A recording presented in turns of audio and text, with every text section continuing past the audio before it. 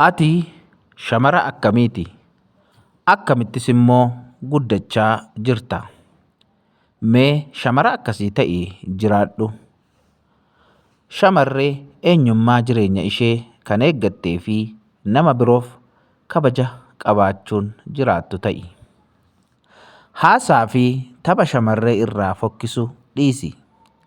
Hiriyoota kee qofa gammachiisaa jiraachuu malta. Garuu karaa gama tokkoo namoota si caalaniin tuffatamaa jiraachuu malta. Kanaaf waan gochaa jirtu kamuu eeggannoon dhaabadhuu ilaali. Kan si gorsuu barbaaduuf gurra kee bal'isi. Dargaggeessa bilbila kee si gaafatu maraaf hin kennin. Hojii kan hin qabne oduu odeessuun hojii oduu waan siif dabaluuf nama oduu osoo hin taane nama hojii akka taate mul'isuuf bilbila keef eeggannoo godhi.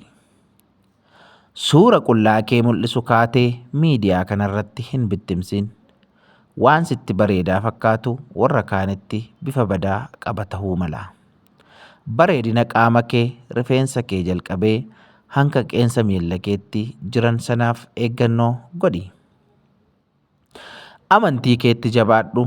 Inni kun immoo uumaa kee biratti illee kabaja guddaa siif laata waan ta'eef.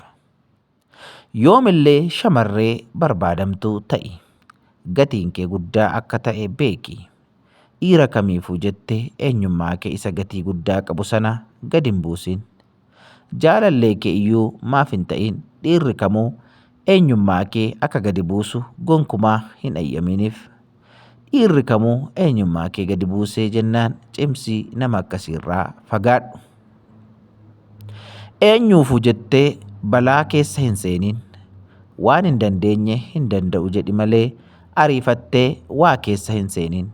Shamarree baay'een akkasiin kufanii waan hafaniif waan dandeessu qofa tole jedhi. Kanaan ala waan hin dandeenyetti dugda kee gati. Gorsa kana hin tuffatin. Sammuutti qabadhu. Yeroo shamarree akkasii taatee argamteef waaqaa fi maatii kee ni gammachiista. Jabaadhu.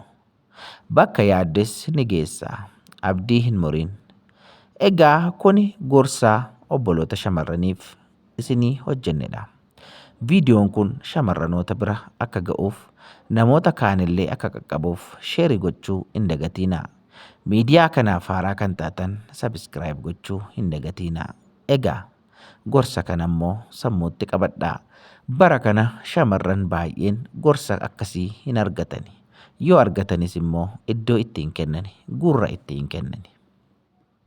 Kanaaf obboleettii koo waan amma asitti dhageesse kana hojiirra yoo oolchite bor namni milkooftuun sidha. Nagaa guutuu keessa jiraadhu. Eebbifame.